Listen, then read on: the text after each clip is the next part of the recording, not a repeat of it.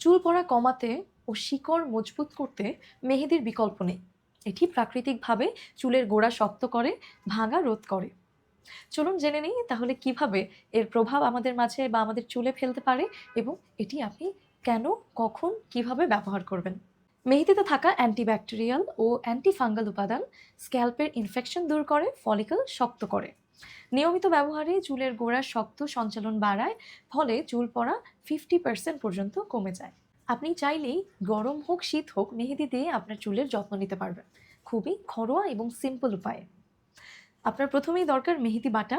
মেহেদি বাটা দিয়ে এর সাথে টক দই, আমলা পাউডার অথবা আমলার রস খুব ভালোভাবে মিক্স করে আপনার চুলে লাগাতে পারেন। এটি সপ্তাহে একবার ব্যবহারের ফলে কিন্তু আপনি এর অসাধারণ রেজাল্ট পাবেন।